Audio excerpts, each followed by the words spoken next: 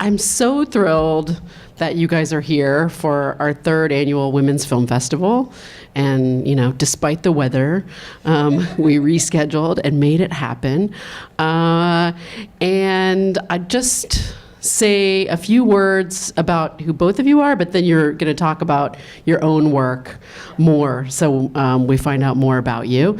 So Gabrielle Kelly, born in Ireland, teaches screenwriting at AFI in LA, and is just returned from a women's film festival and screenwriting lab in Pakistan, which she's going to tell us about, and the author of this amazing book, The Celluloid Ceiling. Come on in. So Gabrielle Kelly, the author of this book, The Celluloid Ceiling, is here on your right, and she is an expert on women around the world in production, so she'll be putting things into a global context for us, which I think is really exciting. And then she's going to be in conversation with Meaghan Wilbur here, who is an editor for HBO's show Two Dope Queens, and has worked on a lot of things, including Conan, right? And she's part of the Motion Picture Editors Local. She's in the union, which is always great to hear, I think. We got to support unions at this point, and part of the Academy of Motion Picture Arts and Sciences as well. And so I'm going to let you guys just take it away. But I think this is going to be a really amazing conversation about what it's like to be a woman in the industry here in America and abroad. Thanks so much, Augusta. That's really wonderful. And great to see you all, because I know this got flipped from Wednesday, right? So I'm very, very happy. Very, very happy to be here and see you all. And I want to give a shout out. I think you're going to talk a bit about Gals and Gear, Augusta. Oh, yes. Thank you for reminding me. No, only because I see it on my agenda and it doesn't have my name by it. But I wanted to give them a shout out because it's the reason that we're all here. Right. So, Gals and Gear put this together. They match made this, and Gals and Gear is a pop-up event that brings together professional women in the technical fields of video, film, and digital media, together with the tools, the skills, and the community to succeed in their chosen craft. It's a national initiative of women in film and video DC, so it's centered in DC, but they do things nationally, and it's focused on creating new opportunities for women DPs. So excited that this year we had the first woman nominated for cinematography at the Oscars, really a huge step. And also new opportunities for women gaffers, editors, special effects designers, sound engineers, and drone pilots, and more. And you can look them up at wifv.org.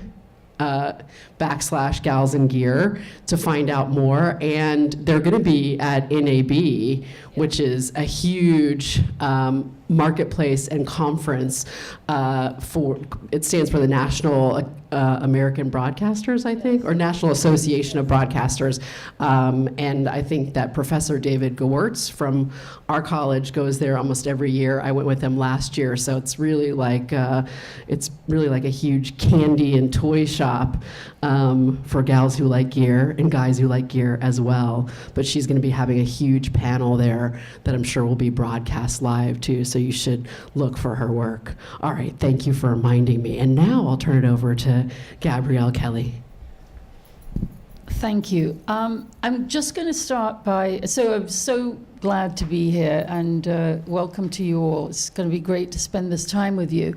I'm going to start with a greeting, actually. I'm going to stand up. I'm going to start with a greeting from a flight of about 25 hours to Islamabad, Pakistan, where I was this time last week. And I bring these two clips from the women screenwriters, and actually we had some guys in that lab as well.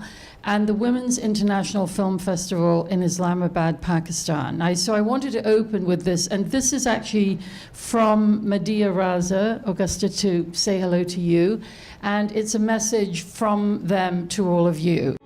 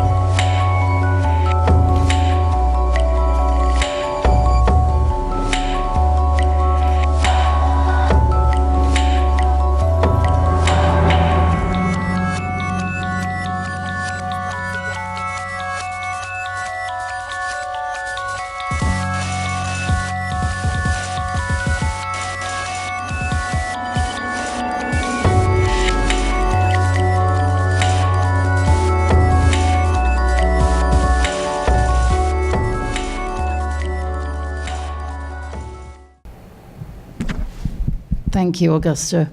So I want to tell you a bit about myself just briefly, and also talk about what I've been doing. And this is the most recent example of it, because in the decades I've actually worked, I say, in the storytelling business, what I really love is to go around the world and gather stories and specifically empower women to do that, because I started some decades ago here in New York, actually working with director Sidney Lumet, who's made some of the all-time great movies you probably know, New York movies, Prince of the City, Dog Day Afternoon, 12 Angry Men.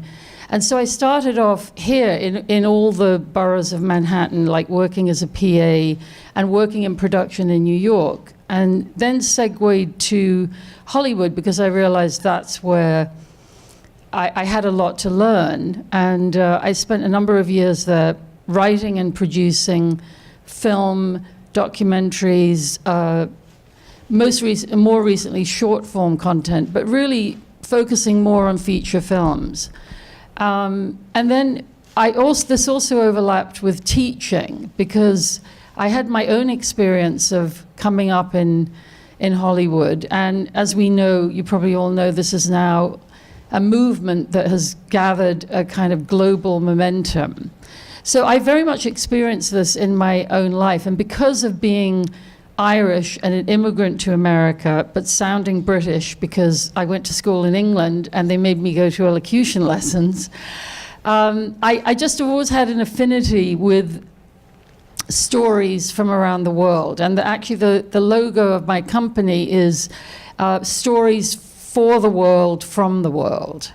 So that's always been a real passion of mine, and it led to my book, Celluloid Ceiling, Women Film Directors Breaking Through.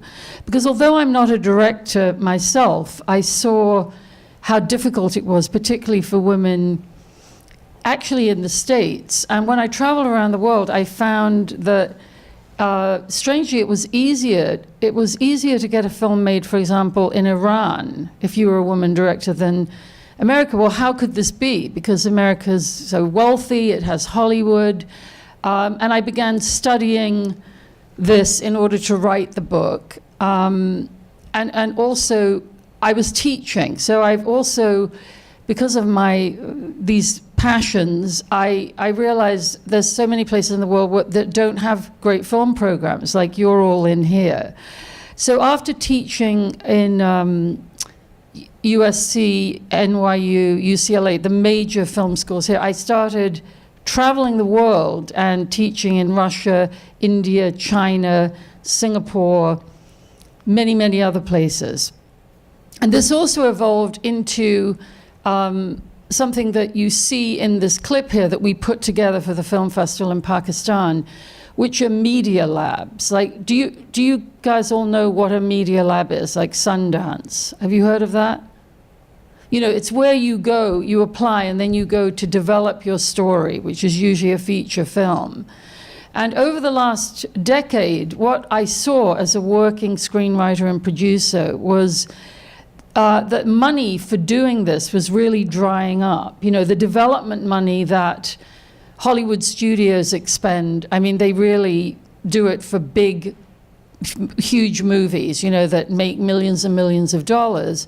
But the Sundance Lab in particular, which was founded by Robert Redford about 40 years ago, that was really the model to tell stories that here in America, the Hollywood studios didn't want to tell or they wouldn't tell. And this has kind of evolved to a point where I feel that these media labs are really the new development deal. They're places where people like you all, when you graduate, and maybe you'll go on and do some other work, but at some point, if you're trying to make, for example, a feature film, it's very difficult to do this. And I know I've had conversations with you, Meaghan and Augusta, about how difficult this is to do. It's a very lengthy process. Plus, feature films are not the only, by any means, are not the only ways of telling stories. And I would say actually now, they're really being eclipsed by short form media, by VR and AR, and so on. Plus, you have companies like Netflix who are, you know, they're actually developing and making films in different countries all over the world with filmmakers in those countries. So rather than a Hollywood model, which sort of lets people make films and then buys them up to distribute them, I think companies like Netflix and Amazon and Hulu, you know, they're going to be deploying a different model. You know, I think that the movement, the Me Too movement, which started with the allegations against Harvey Weinstein and has grown to be a global phenomenon. Plus, there's a fund to help women who are dealing with this that now has about $21 million in it. And it's run by Women in Film, I think, and some other organizations. And it's open to women all over the world. And so at the moment we're in, you know, a tipping point in terms of so many things in life. You know, obviously there's an awful lot going on politically and in general. And I think that, therefore, it's all the more reason why I took this long flight to the country of Pakistan, which I've never been to. And many people said, why are you doing this? Like, why are you going? But I have also worked in India, in Iraq, in Azerbaijan, in many countries where people have said to me, why are you going? But and Myanmar. I spent a year working in Myanmar. But I'm very interested in these countries because I feel that the spirit of Me Too, which is very disruptive in so many ways, good, but I think a lot of people are feeling, oh, there's also other sides to this disruption. It gives us a new model for cooperation and working together and collaboration. So this is, you know, personally for me a wonderful moment because I'm always interested in bringing, like I love to bring the greetings from, you know, the women and men who were in my media lab in Islamabad to you all here. Like they were very excited to send these promos and clips for their film festival, which is only 2 years old. Because I think that I don't actually speak any other languages, and I wish I did, but that isn't a skill I have. But what I do say when I land in a country where I don't speak the language is I speak the language of storytelling. And it's very powerful. And those stories can really do a lot. They can change and they can really bring us together. They can provoke. They can do so many things that you're all exploring, I'm sure, in your program here and with your own stories to tell. So I've been working for about the last 5 years on a huge project, which is a database of every single media lab that exists in the world, and a book that goes with it about how you apply for them, which one would be right for you.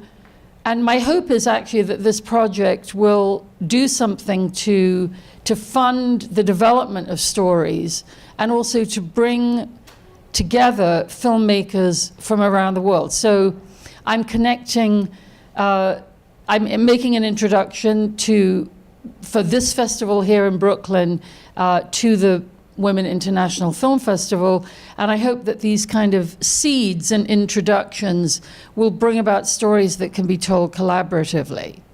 Plus, actually, for being the wealthiest country in the world, America spends very little on supporting the arts, and we may be about to lose the NEA. So all the funding for storytelling in America comes from private capital. Movies are funded from crowdsourcing, I mean, however you can do it, or from studios, but Hollywood is a business machine of storytelling. That brings about the irony, actually, which is that it's often easier, let's say, if you're a woman director, to get a film made in another country. In Sweden, because the Swedish taxpayers are paying money into their arts funding, women therefore had a right to say, hey, we're paying in 50% into this fund, but we're not getting 50%. So we want this changed. So they were able to change it so that it was 50-50. And this is a big push in so many other areas, but I'm focusing on film because I know it so well, and we're all gathered here for this film festival and this panel. So my view is always global, and it's always like, how can I bring storytellers together? How could I help any of you? And I will definitely give all of you my email if I can support you in any way. How can I bring you together with people elsewhere who may actually have more access to funding than you do here? And I want to underline what kind of irony this is, because when I was writing this book, I was talking to I talked to an incredible woman in Peru who was a director who made her film. She had 7 children, and I asked her, like, well, wow, how do you do that? Like, what's the childcare situation in Peru? And she said, her kids were aged like 18 down to a baby. And she said, I just dress them the night before except for their shoes and cover them with a quilt. And then I take the quilt off in the morning and they just have to put on their shoes. I wish I'd known that with my 2 kids, but I didn't know that. I could have used that advice. But she was actually there making a feature film under very difficult conditions. So this irony, to me, it's a huge irony. But we do have a lot to offer here in the States as filmmakers and storytellers. I mean, there's so much we have to offer. We're a multitude. We all come from everywhere, despite the general atmosphere. You may wonder, is that true? But I just read that 85% of Nobel Prize winners in America are children of immigrants.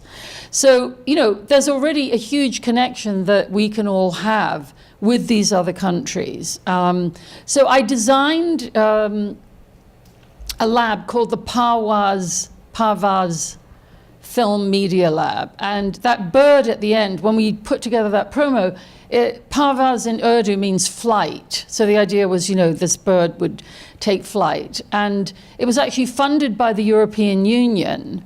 But while I was there, I did some work at the American Embassy with filmmakers and gave some talks. So there were 30 people in this lab, and in one day, everyone in groups, made little short films. If we had more time, I would have shown them, but they're actually sort of practice exercises. So it would be more like looking at your own work in class. But, you know, now those 30 people, who were men and women actually, they were both men and women in that lab, they had the opportunity to develop a little story if they'd never done that before. But I just want to share some you know, observations from that country, because I've never been there. And I always love it when people have been somewhere I haven't been and they can tell me what's it like there. You know, what struck me was probably something that's true of all of you as young filmmakers. No one feels any fear there about telling stories because they do it all on their phone. So everyone had, you know, used their phone to make their short film. We just developed it. It was like a minute long. So that was kind of amazing to see. And it's so much a part of life that it's not even like stepping into a different, you know, identity when you think about what is my story. Because I noticed all of the 30 people who were in the lab were like telling little miniature stories, even, you know, in the corridor when we were having a break and waiting. And there was just an absolute, you know, Meaghan, you're a supreme professional with like super technical knowledge, which I don't have. I'm a creative producer, for example, rather than a line producer, you know, who deals with cameras and budgets too much. I'm more working with the story and bringing the writer, the actors, you know, the director all together to kind of oversee the creative aspects. But something that struck me was that nobody felt at all worried about any of that. They just completely, because they were using their phones, now where everyone is a storyteller with this phone, and then posting it immediately. And even within actually developing the stories in the lab, they were actually making other little 3-second stories about making. So this was actually sort of so wonderful to see, because they said, you know, will you show everyone in Brooklyn, like I want to go there and my cousin's there, and, you know, will you show them? And I said, well, I don't know, because that's your work you're developing. I don't think we'll have time, but I'll bring the promo and show it. So we're at a point where a lot of the barriers, and I want to share what I think is in these times when a lot seems very difficult to do. But we're at a time when a lot of the barriers that I lived with, for example, where you have a bottleneck and you have to go through certain people, there are gatekeepers, you know, particularly as a woman, you're told like, you can't do this. And believe me, a lot of women in the lab in Pakistan had been definitely told there was all sorts of things they couldn't do, but they just went ahead and did them. We all are in a time when it's much more possible to tell our stories. And then, you know, if you can get them out there, you can get something that can go viral, you can share it much more easily. Many people I work with in Pakistan cannot get into any other country. I mean, they're always trying to get visas. It's very hard for them to get a visa to come in here. It's actually really hard to get a visa to get in there. I found it very difficult. So when visas and policy and other challenges separate us, storytelling can go out virally, it can connect you, and it is not going to stop any of us from telling our stories. We're at a time when we can, you know, really explore that and do that, and it's just going to happen more and more. When you see actually the box office of Black Panther, I want to end on this note, because during my time in Hollywood, I was an executive at Paramount Studios. I worked with and ran a company for the producer of Chinatown and Rosemary's Baby and The Godfather. I mean, this is a mega powerful Hollywood producer. And, you know, all I heard was what people won't go and see. And so that was something I heard so many times. I worked also for Eddie Murphy for a while. So I actually experienced what people were saying, like, oh no, no one will watch him in this won't work, that won't work. So, you know, I think we're at a time where you have in your hand the ability to tell your own stories. I hope my book and my database is going to help connect people all around the world with these media labs, which can help them develop stories. And actually, Black Panther is on its way to being, I think, one of the most successful films of all time. So is Wonder Woman. So when we're told, no, this isn't going to work, you can't do it, and for me, I've had decades of living with a lot of like, you can't do this and you can't do that. I want to give the floor to Meaghan and say you can do it, and we will do it, and we are doing it. So thank you, and I'd like to introduce Meaghan Wilbur. Thank you. Hi.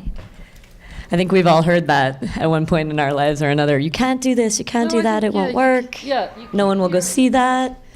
And the more that people are able to make these projects in Hollywood and get a box office return like Black Panther, like Wonder Woman, they're doing it. People love it. We all know we want to see these stories. We want to see ourselves in these stories. But just really quick to set up who I am. I'm an editor. I mostly do comedy these days, mostly television. I'm starting to do a little bit more indie shorts and indie features. I'm actually working with a director right now who's on Lexi Alexander's talent list. She's super talented. Her student short was a finalist for the Student Emmy. This is her first feature as a director, and she co-wrote it with this incredible actress, Isa Fatima, who's been doing this stage play, this one-woman stage play called Dirty Packy Lingerie. That's about her life, and she plays all the characters in it. And it's kind of like, I don't know if this is how they would pitch this film, but when people ask me, what's the film you're working on about? And it actually has a lot of references to Eddie Murphy, because one of the main characters is obsessed with coming to America, and she's in love with Eddie Murphy, and he's like her comedy idol. But I tend to tell people this film is like, if you've seen The Big Sick, this is about the women in the cigar box. It's about their lives. It's about two sisters, two sisters in Queens, and then their cousin comes to visit from Pakistan. And this is loosely based on Isa's experience, and the director, Imam Zawahry, is really cool. But just to give you an idea, the type of comedy, and it's a comedy, it's very funny script, and will be done later this year. And you'll be able to see it sometime early next year. So just to give you an idea of the type of things I work on, I worked for Conan O'Brien's late night show for 4 years. Before that, I worked on a wildly different show that was a children's show with some of my favorite monsters called Sesame Street, which was really, really, really cool. Got to do a lot of work with people in the extended Sesame Street universe, the puppeteers and the creators of Fraggle Rock. I was really fortunate to do 2 short films with them that were for children in refugee camps, children who had fled Syria and were now living in refugee camps, because part of the work that Sesame Street and the people involved in those groups do is educating children around the world and bringing comfort and joy to children's lives. So that was a really cool project. So I have worked on a variety of material that is mostly in line with my interests of making kids happy and making people laugh. And so I was really super psyched to be invited by director Tig Notary. Tig Notary directed 4 episodes of Two Dope Queens, which if you listen to that podcast like I do, you know it's really awesome. If you haven't, you should check it out because it's wicked funny. And they did 4 episodes for HBO that aired during February. So if you have access to HBO, you can watch these now on HBO. And this is an episode. This is a clip from the 3rd episode. I cut episodes 2 and 3, and this is a clip from that. This is a fun game. I'm gonna hold the ladder. I'm actually gonna hold the ladder. I'm gonna crouch and I'm gonna hold the ladder. Okay, I'm ready. Okay.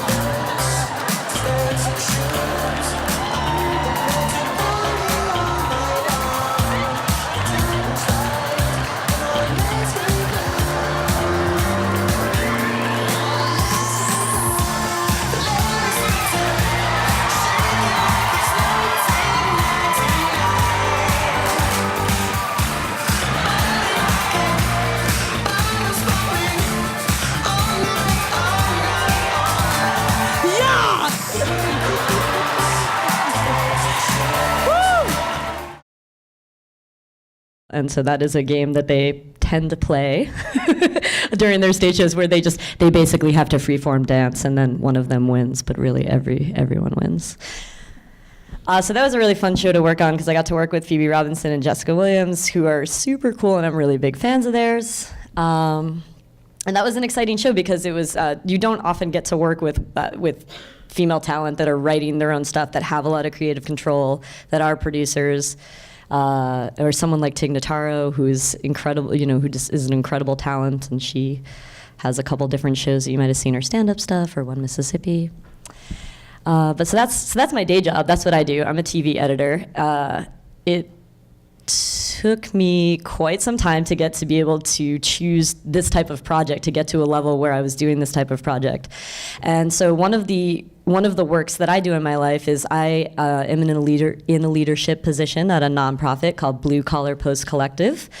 And we mostly focus on post-production. I know a lot of the work Gabrielle does is on the pre-production side. She focuses on fostering writers and directors and producers and people making their own films. We focus pretty much entirely on post-production, although we welcome anyone from any department to come and hang out at our meetups. Post-production is where all of the STEM, all of the science-y and engineering stuff in the filmmaking business happens. Like Gabrielle mentioned, I'm a pretty technical person.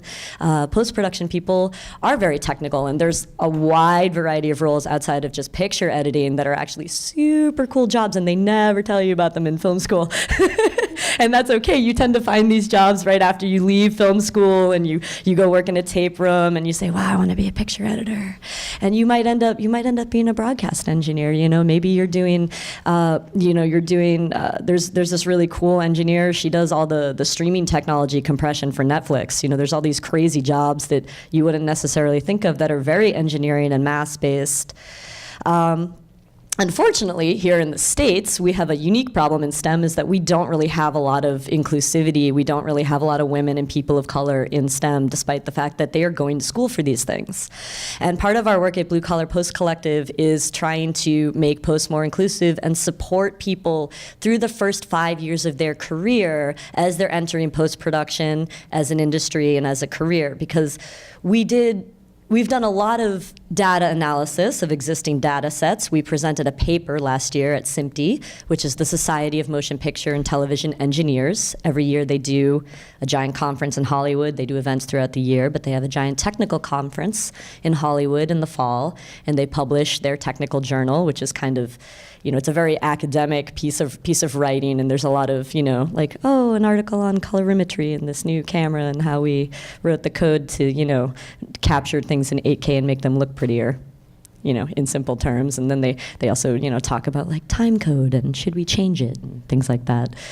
But we got into the change management session with our paper about diversity programs and why they fail and why we should fix them, and these concrete solutions that we offered for how we can make all these diversity programs in the film industry better and actually useful.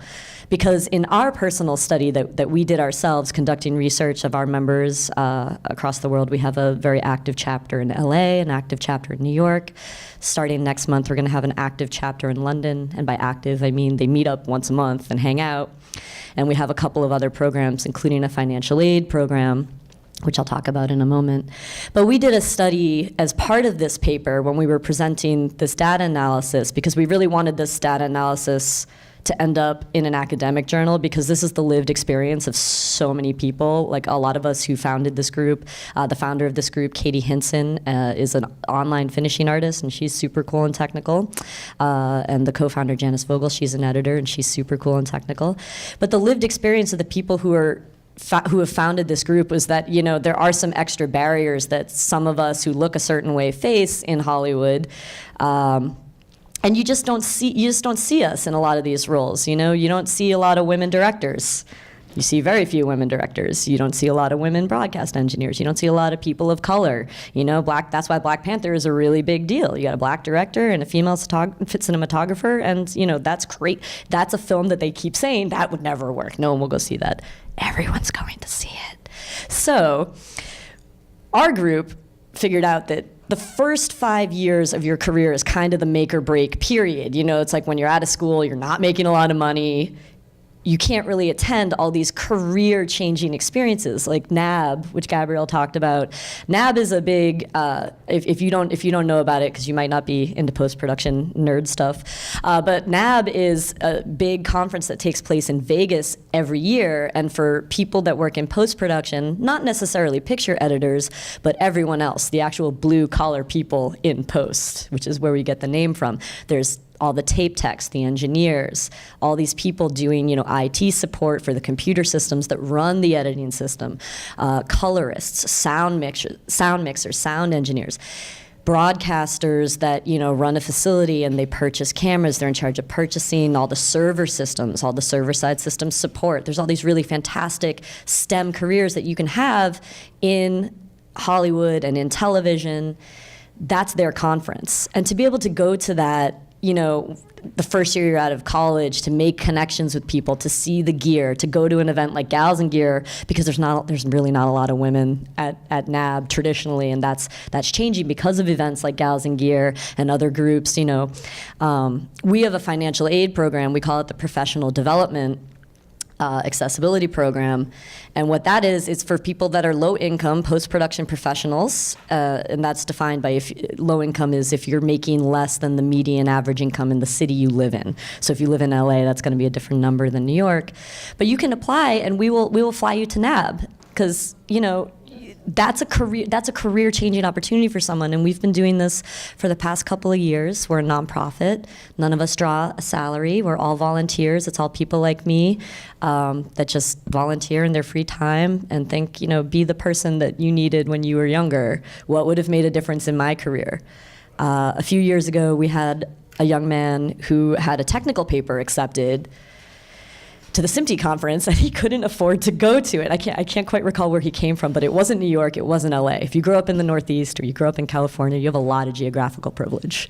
You're near all the universities. You have in-state tuition to fantastic film schools like this. If you're coming from, Indiana, sorry Indiana, but there's some really great schools in Indiana actually, because my friend actually has a computer science degree and a film double major.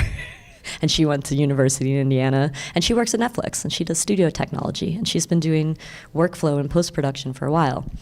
But she'll tell you, because she does this work, she is currently the president of Blue Collar Post Collective, and the reason she does that is she'll tell you what her journey was to get out of Indiana. You have to work 10 times as hard sometimes when you look a certain way, or you grew up in a certain place, or you have less or more money, or you have more or fewer people telling you how to access these incredible programs.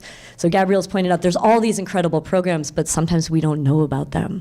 There's all these incredible programs, like a lot of people don't know what NAB is, and when they do find out, they say, well, can I really afford to take a week off from my job and fly to Vegas? Because you're not just flying to Vegas, you're taking a week off from work, you're telling your employer, and that's not really a practical thing that everyone can do. ACE, which is the American Cinema Editors Group, they host an event every year called Edit Fest, and they used to do it in New York. They no longer do it in New York. So if you want to go to it, you have to be in London or Los Angeles.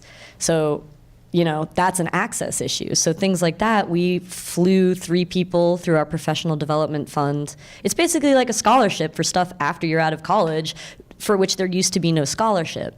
And we paid for people to go to Edit Fest and make a bunch of connections, because those are the types of networking events and learning and educational events that can make a huge, huge difference at the beginning of your career.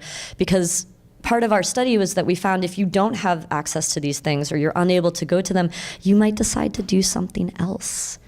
Part of our research, our original research, we collated a lot of different data sets for this paper, but we did some original research too, and one of the things that we found was about 40% of women and people of color in film programs, at universities, going to film school, are working full-time or part-time in another, non-industry, non-film or TV-related job to support themselves through school.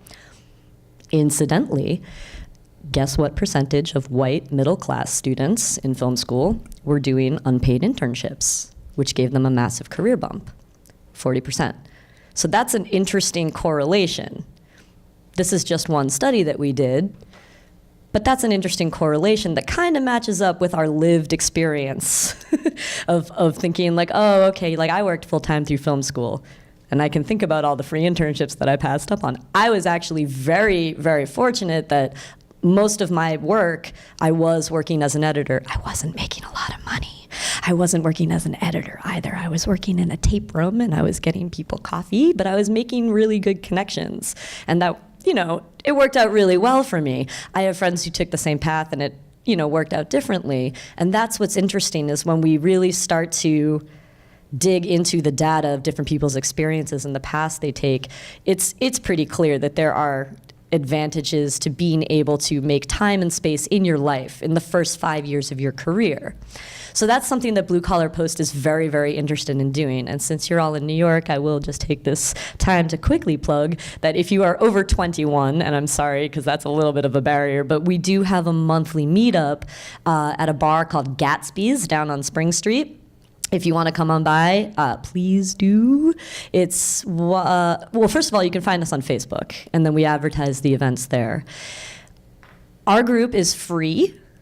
There is no membership fee, and I will repeat that. There is no membership fee whatsoever, because that would be anti the point. When I was in film school, when I was in the first 5 years after my film school, when everyone else in leadership at Blue Collar Post Collective was fresh out of film school and trying to join the post-production industry, you know, it costs money to join SMPTE, which is great because you have they have a fantastic knowledge library full of white papers. You can learn everything you need to know in your career, but you have to join SMPTE. It's like $100 a year, which is, you know, great for what you're getting, actually, because you can learn pretty much everything from their white paper library. But you have to have the $100, which for some of us is not really, you know, it's actually not affordable for a lot of people, or they don't know about it. One of those, because I think it took me half a dozen years before anyone pointed that out to me, especially because that was, you know, some time ago, quite before the internet was so connecting us all, and there was such a free exchange of information. So a lot of access has to do with running into the right people, finding the right mentors. So Blue Collar Post Collective is a great place where you can join the Facebook group, and you can get a lot of mentorship, and you can get a lot of advice. We have a lot of people who are saying, oh, you know, I just graduated and I'm thinking about moving to LA or New York, and I want to be a colorist, and I want to be an online artist and finish films. Is there anyone here who can give me advice? And like, that's a really, really great resource, and it's free, and they can point you in the direction of other free and low cost resources.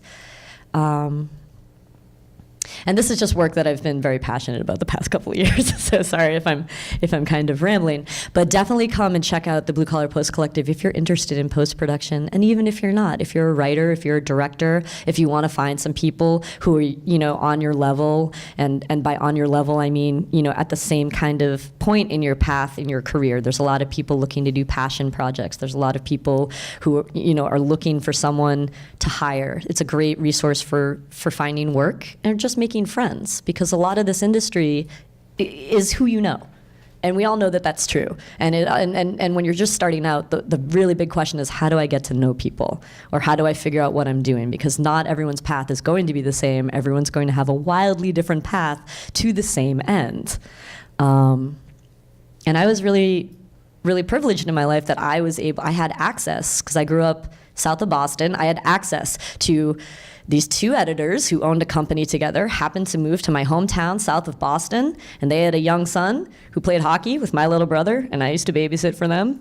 And I got really into like the idea of I wanted to work in TV and I wanted to edit. And so I was in the right place in the right time, and that's a lot of geographical privilege. And I asked them, can I just come work for you this summer? And they let me intern for them, which is like an incredible thing that I asked them that, because I was pretty shy as a 16-year-old. You wouldn't know this, but 20 years ago, I was pretty shy. And I went and worked for them, and they gave me a lot of confidence, and they gave me a lot of skills. But if I hadn't known them, if they hadn't chosen, you know, as New Yorkers to move to this, you know, suburb south of Boston, I wouldn't have run into them. That was a life-changing experience for me. That same summer that I went to work for them, I went and, because I was going all in on the film thing. I went and worked for an older friend of mine that I knew through drama club stuff, because I was a drama nerd. Shocking, as I'm sure some of you were. I went and worked for his thesis film. He was going to NYU. He was like 5, 6 years older than me, and his mom was like the gym teacher at the middle school. So like I knew their family, and we did drama club together. And he went to NYU, and his crew was pretty cool. They all came up and like stayed at his mom's house for 2 weeks. So I got an idea of how film school might work. And he had this really cool cinematographer, and she taught me how to load a film camera on a picnic table at like 2 a.m. and when we were doing night shoots. And I was learning so much about the magic of filmmaking, like, wow, okay, you can go like inside in the day and like tape up windows, and now it's nighttime inside, and that like blew my 16-year-old mind. But she taught me how to load a film camera, and she and some of the other people on that shoot were just, telling me what film school was, and I was like, oh, that sounds cool, like maybe I'll do that, and when I graduate high school, it sounds awesome. And they gave me this really like cool view of like what it could be, and none of them ever mentioned to me like, oh, I'm kind of like one of a few women in this cinematography program. They kind of buried the lead there, which was great, because no one ever told me how hard how hard it might be. So it turns out that this woman, the cinematographer, she actually went to school with Rachel Morrison, who just was the first woman to be nominated for a cinematography Oscar. And this woman actually just did something pretty amazing herself this year. She won an Emmy for directing The Handmaid's Tale, and then also the Directors Guild Award for directing The Handmaid's Tale, and her name is Reed Morano. And that's an incredible coincidence that I think about a lot these past couple of years as she's gotten more and more famous, how it really is like the people that you meet that like in small ways, like she and I never really kept in close contact over the years, but that was a really big moment in my life. And now that I see her winning an Emmy, that's crazy powerful for me, because I'm like, oh yeah, like thank you. Like thank you for just like hanging out with some random 16-year-old and teaching me how to load a camera when it didn't have any larger meaning for either of us. And it's only so many years later that I see these moments in my life where people gave me gifts. They gave me the gift of their time. They gave me the gift of access, which is a huge, huge, huge thing. And we're all going to work very, very hard in this industry, and some people work very hard and they never, for whatever reason, luck into having these experiences of access. So that's why I talk a lot about access. You talk a lot about access and creating opportunities. And that's why I do this work with the Blue Collar Post Collective. So I encourage you all to don't give up, because you never know who you're going to meet that's going to teach you something that seems like, oh, that's cool. And then 20 years later, you're watching them win an Emmy and you're like, oh, okay. Yeah. So there's a lot of great role models out there, and they're becoming more and more visible because luckily we're getting a lot more chances these days to do important and meaningful work and be visible, like Reed and Rachel. So thanks, ladies.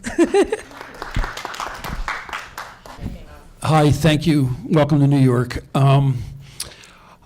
You mentioned women employment in the industry. Why aren't unions ever taken to task for not having any kind of quota or standard or some level of accountability for hiring women? Because I bring this up because a friend of mine 30 years ago went through such unbelievable horror after she won a lawsuit. It was worse after the lawsuit than before, although she was employed afterwards. I'd like to hear your thoughts on it. I'll be honest, my short answer for that is I'm not quite sure. I'm not a member of the DGA or the PGA, so I don't know how it works there, but for the Motion Picture Editors Guild, they are not a hiring hall. So they don't go, and I'm pretty sure the PGA works that way as well. They don't find the work for us. They simply regulate the contracts of the work that I am doing. I mean, I'm just going to speak for the Editors Guild because that's what I'm familiar with, but I think it's similar. They don't consider sourcing work for us part of their purview. So they kind of stand apart from that. I would love to see the guilds get more involved in that, but I think it becomes ethically difficult for them to start promoting some members over the others. But there are groups like ACE, the American Cinema Editors, they have a mentorship program, a diversity program that includes mentorship. So they're not the guild, they're an honorary society that you join after doing a certain amount of prestigious work. It's an invitation. And they have a diversity program where they're trying to identify people in underserved groups, similar to the groups that we're identifying.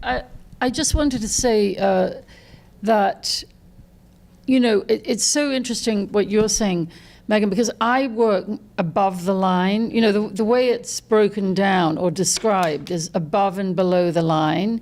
And this morning, actually, I just read something that was amazing, which was, I'm on the board of the British Academy, and, they have all these awards that are the forerunners to the Oscar, and some of them are going on actually right now, another section of awards. But the thing is, they put writers in with editors and cinematographers and so forth. And it was a post saying, why are writers in with editors and cinematographers? And I didn't really have time to look at it, but it is puzzling because on a film budget, above the line is the producer, writer, director, actor, right? And then there's a line, and then it's below the line. And I love the name of your collective because I think, there is a hierarchy too. Above the line, the creative, which is why I never like to say I'm a creative producer, because it makes it seem like there are producers who are not creative because they deal with budgets and boards. But this is all to say that the part that I know very well is above the line. So those guilds and unions are the Producers Guild, the Directors Guild, SAG, the Actors Guild, and the Writers Guild. And often they're like in the Writers Guild, many people don't hire writers from the guild because they don't have enough money to pay guild minimum for a first draft of a feature script, which may be something like $30,000. There's a kind of supply and demand thing going on in above the line because actors, writers, producers, and directors will work for nothing and to simply make their films. When you have a union, so all the studios are signatory to the guild, so they've made a deal that they can only use guild people. So if you write a script and you're not in the guild and it's going to be made by a studio, you have to join the guild. But you're absolutely right, Meaghan. They provide, I'm about to join the Producers Guild, but it's just, like, what can the Producers Guild? They don't really do a lot. They have meetings and so forth. But, for example, they're not as strong as unions in a country I know very well, which is England and Ireland. Notice they're not unions. They're guilds. So they do a lot of things very differently. And, you said a lot about below the line and your blue-collar collective. But I would actually say it's such a good question. The Directors Guild, for example, there's a woman called Maria Geese who was in the Directors Guild. She's been very active. I actually, my chapter in my book is about America. It's about women directors in America, and it's called From Indiewood to China, to Hollywood to Chinawood, meaning China is now the rising power, world power. And so I was looking at all of this. And when I ended my chapter in 2014, Maria Geese was about to use the Civil Rights Act to sue the studios in Hollywood, saying our civil rights are being, trampled upon because there's 2% of women, 2% of films made in America are made by women. It's really kind of insane. But she really took on the Directors Guild. She's a member of the DGA, and she did a lot to look into. So I'm just saying, in answer to your very good question, actually what she found was that the guild was actively obstructed more women working, because if you think about directors, probably a very small percentage of the Directors Guild. It's the richest guild. It has more money than any of the other guilds. A very small percentage of films and television are made by women. So most of the money in the guild comes from directors like Steven Spielberg. 95% of the millions and millions of dollars the guild has comes from very few directors.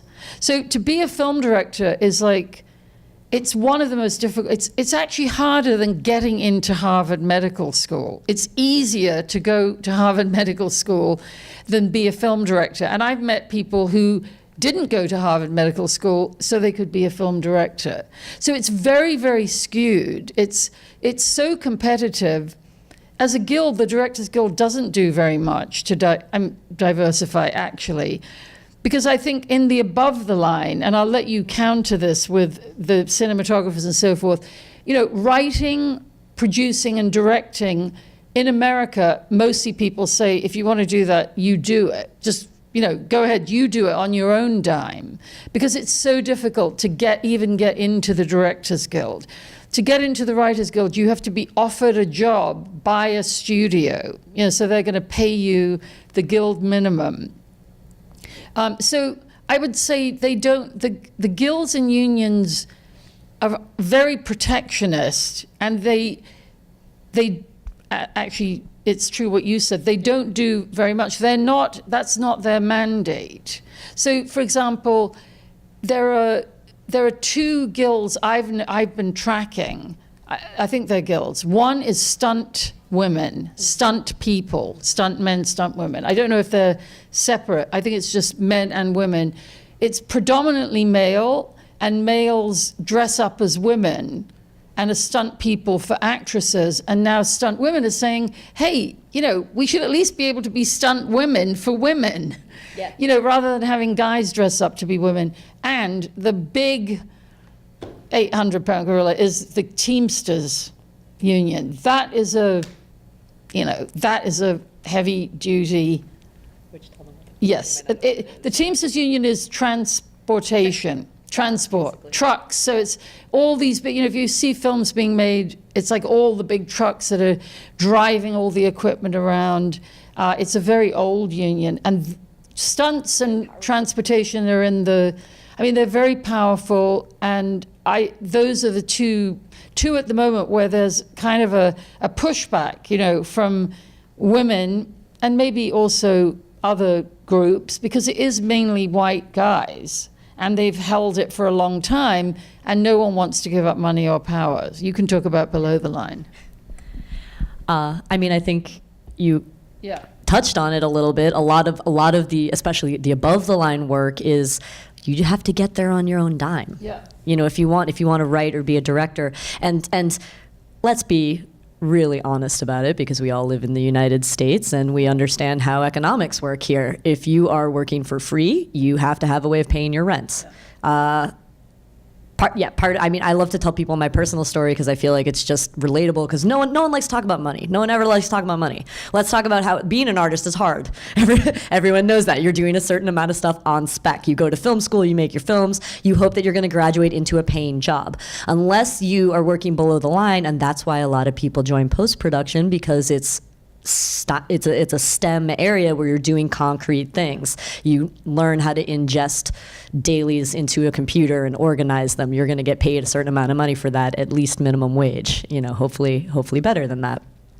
But it really just has to do with money and access. If you're sitting around writing a screenplay, you might be working as a barista. You might have a day job as an accountant. I know a lot of former lawyers and doctors who, in their 30s and 40s say, I've worked and I've saved up some money. I'm going to become a filmmaker. But there's many, many different routes for different people. When I first moved to New York, I lived rent-free for a period of time, because I was really privileged that I had some family friends who were like, yeah, you can come live in our apartment for free while you make $70 a week at Wet Seal while you're applying for film school, and then $300 a week getting coffee. And but that's the practical economics that a lot of people don't talk about, because in America, we're very uncomfortable with money and class and privilege. And you know what? Like, that's fine. Like, I'm from a suburb south of Boston. I had geographical privilege. I was able to afford to go to film school. A lot of my friends weren't. And there's many different paths to an end. And, even when we talk about wage parity, which is, slightly a different topic, but if you know that thing about, there's this growing movement of, we should all talk more transparently about what we're getting paid as wages. We should talk about it, with our coworkers, because that's one way that the system is gamed, is like basically our fear of talking about money and logistics, and especially when you're in school or in those first 5 years after school. I remember looking at some of my friends and going, wow, they're just making like 3 short films a year. That's cool. I must not be working hard enough. And that's a lot of pressure to put on yourself. And then you suddenly realize that they have different resources than you, which is fine and wonderful. And I have no judgments against that whatsoever. I think that's really great. The trap is when you compare yourself to other people and you say, oh, so-and-so's work is output like this, and then they're able to go on and become a successful screenwriter because they have the time and space in their life. And I like to talk about it that way, time and space. Yeah. Because you can come from any circumstances, and if you're savvy, make time and space in your life. I did it in a very not glamorous way, where I was just like a guest in someone's house, which is actually sounds like a sweet deal, but it's actually kind of intimidating when you're 19 to feel like, oh, I'm a guest in these people's homes. And I was very grateful, and they were lovely, lovely people, and I remain eternally grateful to them for that experience, because flat out, I would not have been able to afford to work in New York City. It would have set me behind years. Yeah. I was talking earlier with Meaghan about a study that just came out, and I want to share it with you because it's very important for all of us, actually. But more important for you because you're starting out. And it was about film credits. And it was done by a British guy that we both know called Stephen Follows. He's sort of a data nerd. And, data really helps. I love what Meaghan is saying about papers and data. Now people are disclosing what they're making. So have any of you seen that TV show, The Queen? With Claire Foy. Is it The Queen or is it Queen? Netflix? Yeah, the Netflix show. It's about the Queen of England, through her entire life. So it's called The Queen. It's all about the Queen of England. And it turns out that she got paid far less than the guy who played Prince Philip, who's, it's about the Queen. She is the Queen, and it's all about her, but she got paid less. They say because he was in Doctor Who and he was a bigger name, but he wasn't. He really wasn't such a bigger name. Well, and it also, should it be about your pedigree, or should it be about the work you're putting in on that particular set? Yeah. There's a lot of grit. These are questions that are hard to really. Right, and they're being brought into the open now. Yeah. So this guy in London did a study just last week of movie credits. So he looked at movie credits, which you should always sit through if you're a filmmaker, so you can see what everybody did. And the ones for Lord of the Rings, I timed them once. They're like 13 minutes long. But here's the thing. What he found was that there's a massive, huge, I don't remember the percentage, there's such a huge growth in post-production credits.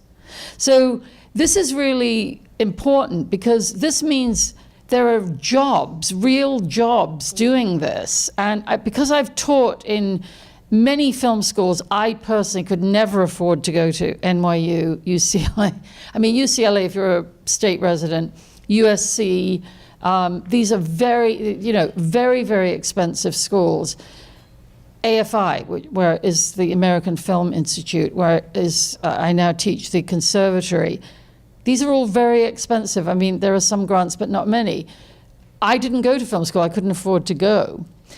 So I was working. But this statistic of the huge number of jobs in post-production, this is something to look into and think about. Because then all jobs in film tend to be freelance, but there are more of them that are actually jobs that are paid, that you go to and it's not like a surprise to get paid. working, directing, writing, and producing, it's unpaid. I mean, people, when I've traveled to other countries like England, where more people get paid because they actually have unions rather than guilds. So I've had many people say to me, you know, writers are abused and why aren't we paid to write? Well, I mean, the thing is, in America, I think there's like over 500 feature film scripts developed for every feature film that's made by a studio. So that means 500 people get paid, usually a lot of money, so that one film can be made.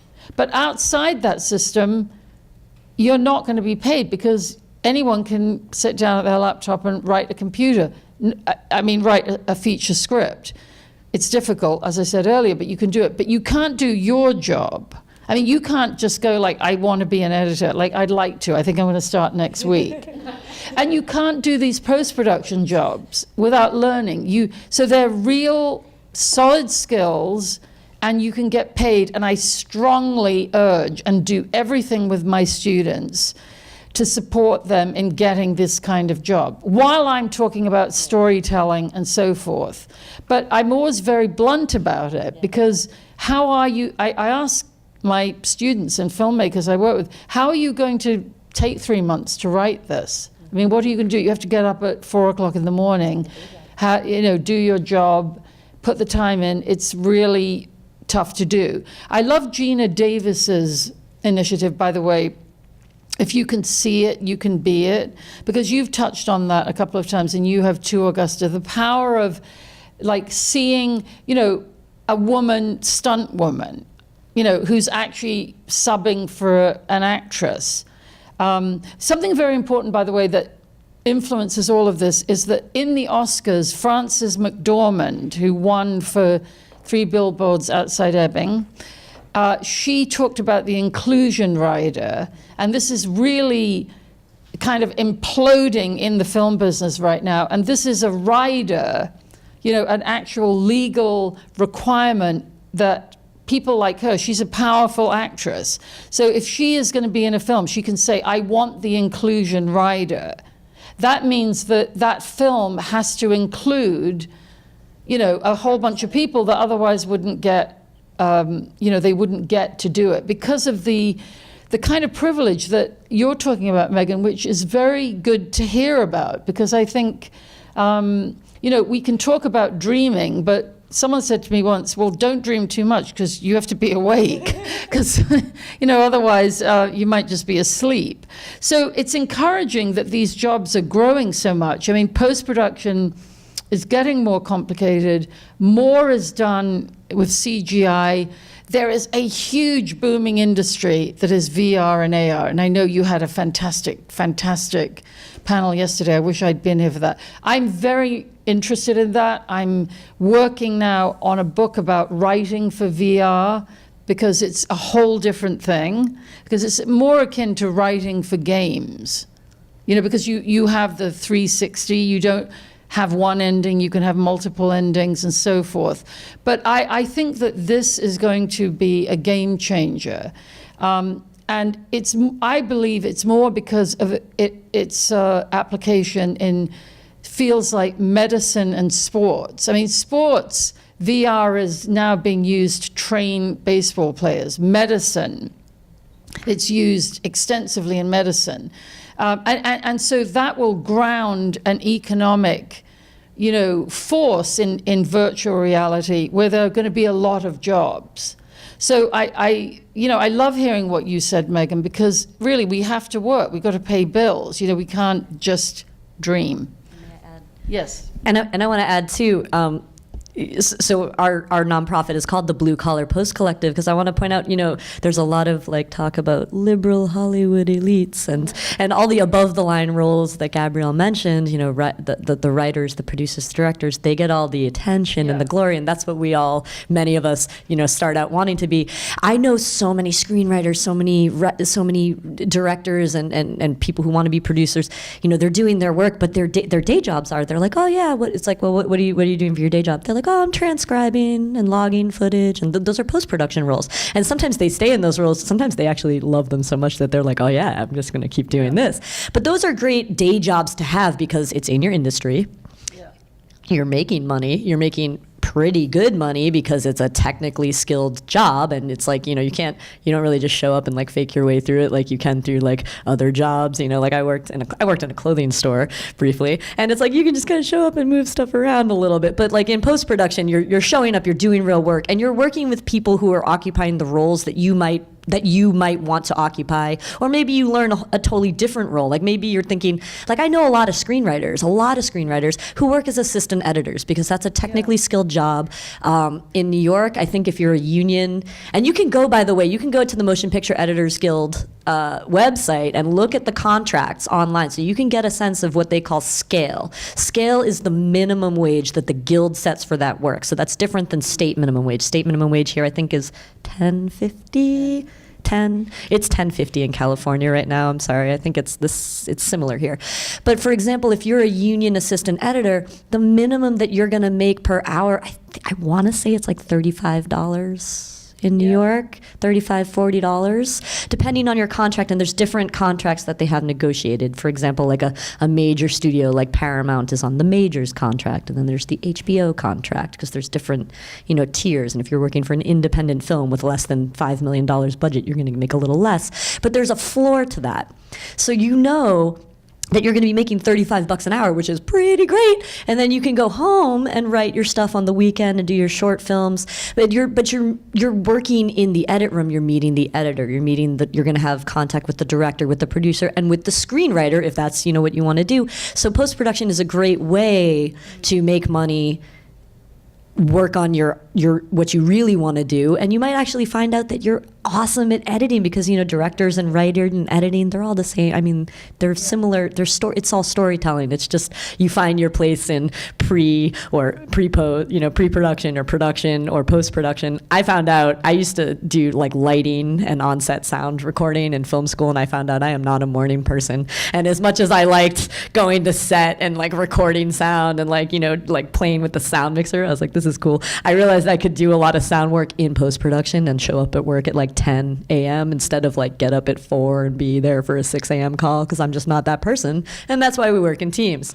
But yeah, actually there are all these really great, like just regular old middle class jobs in Hollywood, and a lot of them are in post-production. Some of them are teamsters. You can be a makeup artist. You can do hair. You can make great money. My neighbor who lives next to me is a hair and makeup artist, and he does Dancing for the Stars and other cool stuff like that. And it's like, what a cool job. You can just do that. But I think even he started as a post PA, which he started as a runner, which is a job that I started. I stayed on the track to be a picture editor because that's where my passion led me. But you can, I know lots of people who end up in all sorts of roles who start in the post department. So. Sorry, I'm plugging post-production really hard. Follow your dreams. Follow your dreams. Be the writer, though. Be the director. But just saying, if you want to make money, like that's like a hot tip that a lot of people don't necessarily figure out early on, because sometimes they, you can go take a job doing anything else. Maybe you're working, in health insurance and you're answering phones and you're in a call center. I know, I have a lot of filmmaker friends, and between us all, we've had all of the jobs, the bartenders, the servers. You go do data entry in an office. You become a dental. I know a very successful associate director. She started in her 20s as a dental hygienist, and that's what she was doing. That was her day job, and she reached a point where she realized, oh, okay, I'm either going to be doing this for forever, because it's a 40-hour-a-week job. And you reach a point where you say, okay, do I get a day job in my industry that's a little more relevant to my art, and that can make your soul a little bit happier, because it is really hard to be a working artist, and it's hard to wait around and make that time and space in your life. But that's something that I'm a big proponent of when I do mentorship, is I talk a lot about making time and space in your life and creative ways to do it, because everyone works very hard. Like even the kids with trust funds, trust me, they work very hard. We just all have different sets of concerns. But there's really clever ways to game the system and get what you want. First of all, thank you for being here and enlightening us about women in film. I think it's really critical and important that we have this conversation, and I really do appreciate the mentorship that you've offered our students today. What would you say was that aha moment for each of you that you were like, oh my God, I've actually made it? You know, many people at the moment of success, you know, when it breaks out and you hear about them, you know, they'll talk about how long that overnight is, you know, because it's also a business of like image and sound bites and hair and makeup and in many ways looking good. So often people don't actually want to go into, you know, how much work it takes. I'll get to my aha moment in a minute, but a couple of months ago, I was working out at AFI, and we got to go to a Simpsons read-through. So that was like incredible, you know, but what was doubly incredible, that even after like 30 plus years in this business, it was just astounding to go in. I've worked on films where we've shot in military setups, you know, and that's the great thing about film. You get to go to, you know, military setups, or I've shot in where people were having the scene was brain surgery. So, you know, I know how exacting these other worlds can be. But, you know, when we arrived for that reading, everything was like a military or surgical operation. It was literally like the script was there, you know, with your name spelt correctly, the chair, everything was, you know, and the room was just like pulsating with this level of expertise for these people like Hank Azaria, who've done it for like forever. You know, we just sat there all morning, myself and my students, and listen to the read-through and listen to the writers talk. And that's one thing that I love about this business, is like when people do their jobs and they have a level of expertise, like how much that hair and makeup person is like, no, this is not the right red. You know, they love it and they care as much as the director. So I would say the aha moment is not one, it's constant, because it's a freelance business. So I had a job for 7 years as a studio executive, which sounds really great, and it is. I got to drive onto the Paramount lot. I got to hang out with Robert De Niro and people who were in movies, and it sounded great, but the stress level was like astounding. And when then I found out that the guy I worked with was making a third more than me, but did like less than half the work. And he actually one night explained to me, when I said I wanted to get a raise, he said, yeah, you should, because the more they pay you, I mean, they're paying you to be able to fire you. You know, there's a direct correlation between so it's not really worth firing you because you don't make enough money. You know, there's a lot of power play in the higher levels of the film business. So my aha moments are many and small, and then sometimes big. You know, so one aha moment, the last one I had, was this lab, because I actually got to design a lab, like talk to the, you know, the woman who runs that film festival and say, you know, hey, you're going to do a day of training. Why don't you actually do something more? What are you going to do? And she said, oh, we're just going to have people come and talk, and then I think, you know, we'll have lunch. I go, well, why don't you do a lab? You can actually have people make films. You can do this. And we kind of pumped it up. And that was an aha moment, you know, for me. I think if you think they're going to be, I mean, actually, the actress Hilary Swank, who won 2 Oscars, I was working with her when she won the second one. And a few days after she won it, I was talking to her about some film that we were doing. And I said, oh, wow, it must be great. And she said, it's really awful, because what am I going to do now?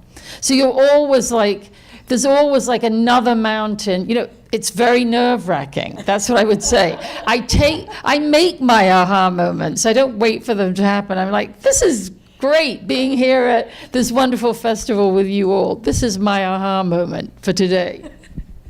That's very relatable, because actually, I mean, it's true. Like, first of all, artists are all sensitive people, and we're always all like, do you like me? Will I get another job? So basically and also you have to be so, a lot of people hang on to their childlike joy for like doing shows. Like I get starstruck on every show I'm on. It's not professional, so you have to act like very cool. Like, you know, like I worked on Two Dope Queens, and that was awesome. I was kind of freaking out, but you know, Jessica and Phoebe came into edit to like do their camera fixes, and inside I'm like sweating, like, oh God, I really like your podcast. But you know, you just try to be like, yeah, I'm a professional. Like I work with like really famous people all the time. It's cool.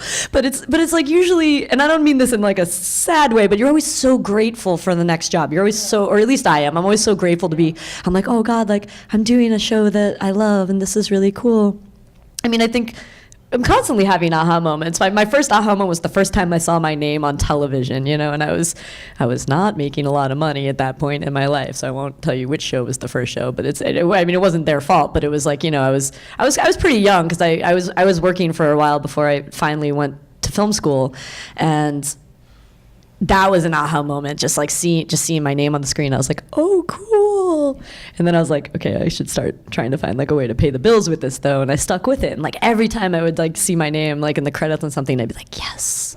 And then I think a really cool moment for me that was an aha in maybe a slightly different way, not I made it, but kind of where I figured out how I was going to make this work for myself as a career long term. And we talk a lot too, just sorry to briefly go back to plugging the Blue Collar Post Collective, but this whole industry really is based on who you know. And I'm of the school of thought of do good work and don't be a dick and make friends.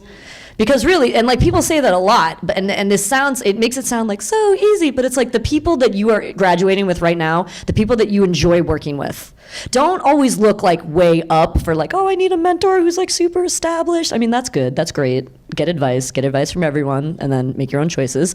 But like the people that you're making stuff with right now are really the people that you're going to end up working with for the rest of your life. Maybe not all of you, because I'll be honest, like I have about half a dozen friends from film school. Everyone's more than that, like a dozen friends from film school that we've known each other for like 15 years at this point. Various people are working really solid, regular gigs in a variety of departments. We all try to work with each other when we can. If anyone's in a hiring position, you want to work with your friends. You naturally attracted to your friends who work really hard. Like you've just been through the student film process. You know who shows up for you. You know who's like, all right, I'll be your PA and carry all your light equipment in. I'm not getting the gaffer credit, but I'll be your key grip. Like that's a person you want to work with for the rest of your life. And I think a moment that I really got that was I had a couple experiences with people that were in the editing major with me, and we got each other onto these jobs, and they weren't like these big elegant jobs. Like one of my friends like had an opportunity to cut some website content that was literally highlight reels of high school football players who wanted to apply to college. They like had this thing where they would submit all their games, tapes of their games, and we would edit them down into highlight reels, which is like I played drama club in high school. Like I don't know a lot about football, but I'm great at editing, so I put those together. That job actually it seemed like such an insignificant thing at the time, but I went with two of my classmates, and the three of us worked there. And the company that did that actually went on to become like a pretty famous little post-production company, and have done some big work on title sequences. And only in hindsight do I see like, oh, that job was like a cool stepping stone because it paid some bills. It gave me some like credibility on my resume. I got to try some new stuff because I was doing some graphics stuff to like jazz up the reels. That was a cool job. So like that was an aha moment that I had in hindsight. But a classmate from that same program later called me up at one point and said, hey, I'm starting this show. I need an assistant editor. I don't know if you want to be an assistant with me. And I was like, no, that sounds great. Like that'll be cool. We worked, like, I'd love to work with you. That's great. Cause we became friends in school cause we were like workaholics, and we'd always like see each other in the Avid lab at 2 a.m. And so we liked each other, and we knew we could spend like 14 hours a day together if we needed to. Cause that's really what a lot of this business is about, is like, depending which department you're on in post-production, it's like spend a lot of time in a small dark room together. But he invited me onto this show, and that show was Sesame Street. And when he has 6 daytime Emmys now from doing that show, from doing that work together. And I'm super proud of our work together. And that's a huge aha moment for me. It's like, just like do every job well. Yeah, do every job well. Even if you're like, oh, this doesn't quite fulfill my artistic goals. Like, making football player highlight reels did not quite fulfill my artistic goals, but I got to practice. on the edit machines. I got to get faster. I got to like learn to do some graphic stuff that I didn't quite know, and they were like, "That's fine. You give you a learning curve because like we're asking you to do something, and it's everyone's getting something out of it." But like those are aha moments that I keep constantly having, and even when I join other shows where I wasn't necessarily hired by someone I already knew, you always tend to run into people who know other people you know. Like at Conan. So I went to Hofstra University for a year, and then I took a couple years off and worked, and then I went to SVA for a couple of years. Both of which are really great programs, and I have a lot of friends from both programs.